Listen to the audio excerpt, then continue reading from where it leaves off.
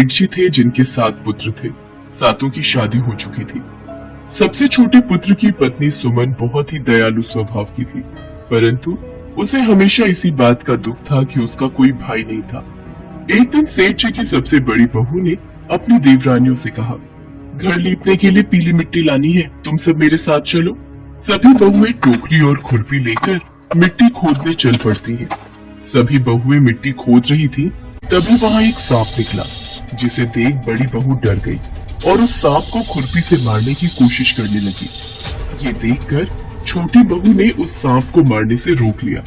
भाभी, इसे छोड़ दो, इसे मत मारो, ये हमें कुछ नहीं कहेगा। ठीक है, नहीं मार रही, पर एक जीव के लिए तुम्हारे मन में इतनी दया, जैसे तुम्हारा कोई सगा संबंधी हो। छोटी बहू की बात सुनकर बड़ी बहू ने उसे नहीं मारा और वो नाग एक ओर जाकर बैठ गया। तब छोटी बहू ने उस नाग से कहा, हम अभी लौट कर आती हैं, तुम यहाँ से कहीं मत जाना। ये कहकर छोटी बहू सबके साथ मिट्टी लेकर घर चली गई और वहाँ कामकाज में फंसकर नाग से किया वादा भूल गई। जब छोटी बहू को दूसरे दिन वो बात याद आई तो वो हाथ में दूध का कटोरा लेकर तुरंत नाग के पास पहुंची। उसने देखा वो नाग उसी स्थान पर बैठा है। वो उस नाग से बोली, नाग भैया नमस्कार। तू मुझे भैया कह चुकी है, इसलिए मैं तुझे माफ कर देता हूँ, नहीं तो झूठी बात कहने के कारण तुझे डस लेता। भैया मुझसे भूल हो गई, मैं आपसे क्षमा मांगती हूँ। अच्छा, तो आज से मेरी बहन हुई और मैं तेरा भाई, तुझे जो मांगना हो मांग ले। भैया मेरा कोई भाई नहीं है, मुझे आपके रूप में भाई मिल गया, मुझे और कुछ नहीं चाहिए भैया। ठीक है बहन, मैं हमेशा एक भाई का फर्ज जरूर निभाऊंगा। इतना कहकर वो नाग वहाँ से चला गया। कुछ समय बीतने पर वो नाग मनुष्य का रूप लेकर सुमन के घर आया और बोला, मेरा नाम नागार्जुन है, मैं अपनी बहन सुमन को लेने आया हूँ, कृपया करके मेरी बहन को भेज दो। पर हमारी बहू का तो कोई भाई नहीं है। मैं इसका चचेरा भाई हूँ, बचपन में ही बाहर पढ़ने चला गया था, ब्याह के वक्त में गांव में नहीं था। अच्छा अच्छा, ठीक है। सुमन बहू, तुम्हारा भाई नागार्जुन तुम्हें लेने आया है, कुछ दिन भाई के घर रह आओ। नाग छोटी बहू के कमरे में गया और उसे अपने बारे में बता दिया। छोटी बहू उसके साथ चल दी। रास्ते में नाग उससे बोला, बहन, मैं अपने असली रूप में आ रहा हूँ, तू डरना नहीं, और जहाँ चलने में कठिनाई हो वहाँ मेरी पूंछ पकड़ लेना। छोटी बहू अपने भाई नाग के कहे अनुसार उसकी पूंछ पकड़कर चलती रही और वो उसके घर पहुँच गई। वहाँ के धन ऐश्वर्य को देखकर वो चकित रह गई। माँ, पिताजी, ये मेरी बहन सुमन है, अब ये कुछ दिन हमारे साथ ही रहेगी। ये तो बहुत अच्छी बात है बेटा, आओ बेटी, अब कुछ दिन आराम से अपने भाई के घर रहो। एक दिन नाग की माता नाग को दूध दे रही थी, तभी सुमन बोली, माँ आज मैं भैया को दूध दे आऊं? ठीक है बेटा, जा दे आ। सुमन ने गलती से नाग को गर्म दूध पिला दिया, जिससे उसका मुंह जल गया। सुमन, तुमने ये क्या किया? तुम जानती भी हो तुम्हारा भाई नाग गर्म दूध नहीं पी सकता। देखो, गर्म दूध पीने से बेचारे का मुंह जल गया। मुझसे बड़ी भारी भूल हो गई माँ। कोई बात नहीं बहन, तुम्हें कहाँ पता था कि मैं गर्म दूध नहीं पीता। कोई बात नहीं बेटी, अब तुम उदास मत हो। ऐसे ही कुछ दिन मायके में रहने के बाद नाग और उसके माता पिता ने सुमन को बहुत सा सोना, चांदी, जवाहरात, वस्त्र, आभूषण आदि देकर उसके घर पहुंचा दिया।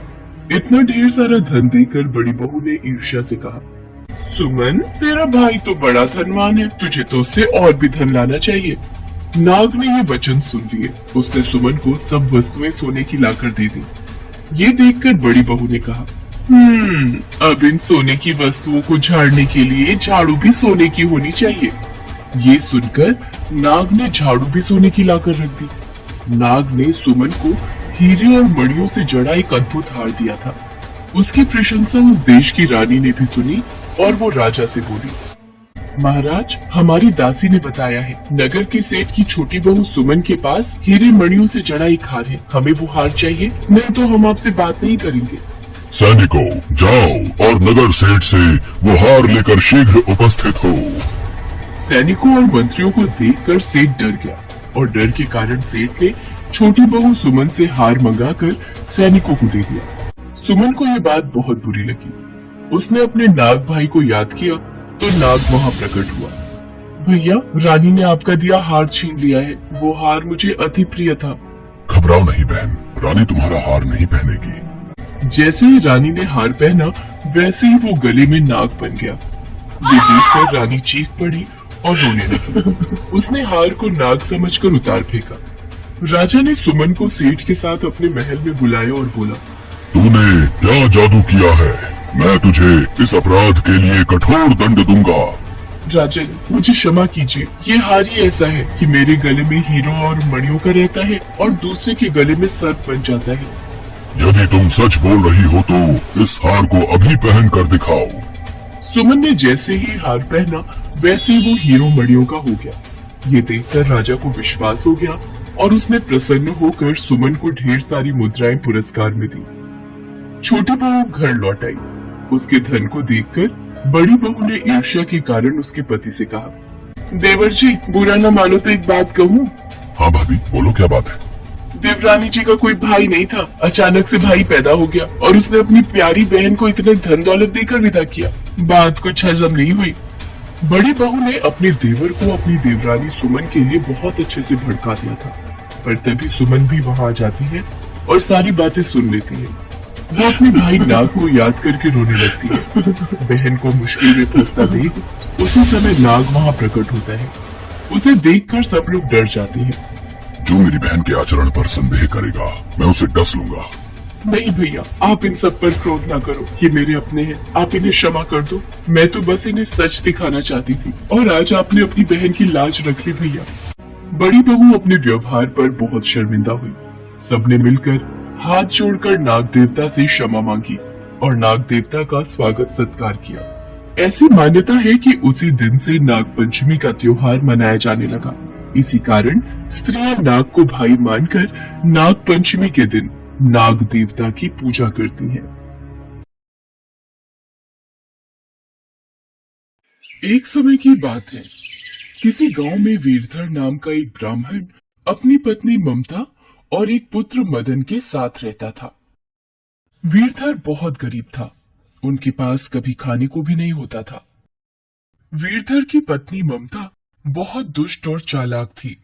अजी, सारा दिन राम नाम का पाठ ही जपते रहोगे या फिर भिक्षा मांगने भी जाओगे? दिन भर बस माला हाथ में लिए राम नाम ही पढ़ते रहते हो। अरे, तुम्हारी ताने देने की आदत कब जाएगी? मैं भी क्या करूं? कोई मेरी कथा सुनता ही नहीं और न ही भिक्षा देता है। मुझे कुछ नहीं पता, कुछ भी करो पर भिक्षा मांगकर लाओ। पत्नी के रोज रोज लज्जित करने पर वीरधर एक दिन सुबह सुबह उठा और अपनी पोथी पत्रा उठाकर दूसरे गांव की ओर चल दिया।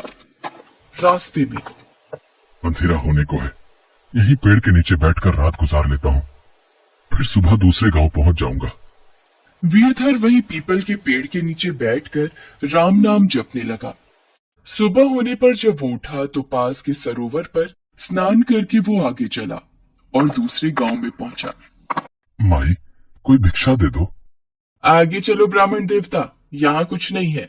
बेटा, यहाँ किसी के घर पूजा पाठ या कथा का कार्यक्रम हो तो मैं बहुत विधि विधान से करवाता हूँ।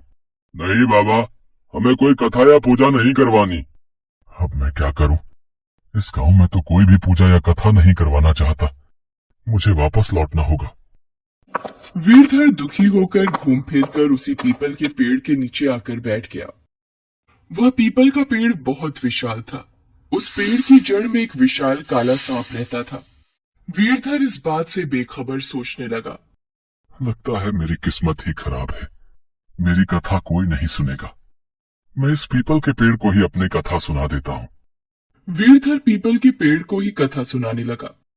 जैसे ही कथा समाप्त हुई तभी पेड़ के नीचे बिल में से एक काला नाग बाहर निकल आता है। हे राम, काला नाग, ये तो मुझे डस लेगा। अब मैं क्या करूं ईश्वर? डरो नहीं ब्राह्मण, मैं बरसों से इस विशाल पीपल के पेड़ के नीचे बिल में रह रहा हूं। आज तुम्हारी कथा के मीठे संवाद सुनकर मेरा मन प्रसन्न हो गया, इसलिए मैं बिल से बाहर आ गया। हे भले मानस, ये लो स्वर्ण मुद्रा। तुम रोज यहाँ आकर मुझे कथा सुनाया करो। मैं तुम्हें रोज एक स्वर्ण मुद्रा दूंगा, पर यह बात तुम किसी को भी मत बताना। देखना, तुम्हारे सारे कष्ट दूर हो जाएंगे। ठीक है नाग देवता, मैं ये बात किसी से भी नहीं कहूंगा। वीरधर रोजाना सुबह उठकर नहा धोकर अपनी पोथी पत्र लेकर उस पीपल के वृक्ष के नीचे पहुंच जाता और वहां बैठकर नाग को कथा सुनाता और बदले में नाग वीरधर को एक स्वर्ण मुद्रा दे देता। देखते ही देखते वीरधर के पास खूब धन संपत्ति हो गई। गांव के लोग आपस में बातें करने लगे। अरे भाई, ये ब्राह्मण महाराज के तो दिन ही फिर गए लगते हैं। ये धन दौलत ऐशाराम समझ नहीं आ रहा कहाँ से आ रहा है ना? मुझे तो लगता है ये ब्राह्मण कोई गलत काम करने लगा है, नहीं तो एकदम इतनी कमाई भला कौन कर सकता है। रुको, ब्राह्मण महाराज नजदीक से ही निकल रहे हैं। प्रणाम ब्राह्मण महाराज। ब्राह्मण महाराज, लगता है कोई मोटी आसामी हाथ लग गई दिखती है। सही है, कमा कमा। वीरधर को लोगों की बातों से कोई फर्क नहीं पड़ता था। वो नित्य अपना यही कार्य करता रहता था। एक दिन, प्रणाम ममता बहन, कैसी हो? वैसे अब तो ब्राह्मण महाराज का काम खूब अच्छे से चल रहा है, पर इतनी कथाएं कौन सुन लेता है जो इतना धन दे देता है? मैं ये सब नहीं पूछती, अब मुझे तो आम खाने से मतलब है। मैं भला गुठलियां क्यों गिनने लगी? औरतों की बात सुनकर ममता के मन में शंका आ गई। उसने एक दिन अपने पति वीरधर से पूछा, सुनो जी, आप रोजाना कहाँ जाते हो जो आपको इतना धन मिल जाता है? मुझे भी नहीं बताओगे? क्यों, मैं कहीं से भी धन लाऊं, उससे तुम्हें क्या? जब मैं कमाता नहीं था तब भी तुम्हें परेशानी थी, अब धन ला रहा हूँ तब भी तुम परेशान हो। पर मैं आपकी पत्नी हूँ, मुझे इतना हक तो है जानने का कि मेरा पति आखिर क्या काम कर रहा है। कुछ दिनों तक वीरधर इसे टालता रहा, पर एक दिन ममता ने वीरधर को मजबूर कर दिया। मजबूर होकर उसने अपनी ममता को नाग की सारी बात बता दी। अच्छा, ये बात है, फिर तो उस नाग के पास बहुत धन होगा, तभी वो रोजाना तुम्हें एक स्वर्ण मुद्रा देता है। ममता के दिमाग में लालच ने जगह बनानी शुरू कर दी और एक दिन, ये तो बहुत सीधे हैं, रोजाना की एक ही स्वर्ण मुद्रा लेकर वापस आ जाएंगे। एक काम करती हूँ, इनके खाने में नशे की दवा मिला देती हूँ, जिससे ये बेहोश हो जाएंगे और फिर मदन को जंगल भेज दूंगी। ममता ने वीरधर के भोजन में नशे की दवा मिलाकर उसे खिला दी और बेहोश कर दिया। फिर अपने बेटे से बोली, मदन बेटा, तुम जंगल में उस पीपल के पेड़ के पास जाओ और उस नाग को कथा सुनाना। जैसे ही नाग कथा सुनकर स्वर्ण मुद्रा देने लगे, तुम नाग को मार देना और नाग द्वारा पेड़ में छुपाई सारी संपत्ति ले आना। ठीक है माँ, मैं ऐसा ही करूँगा।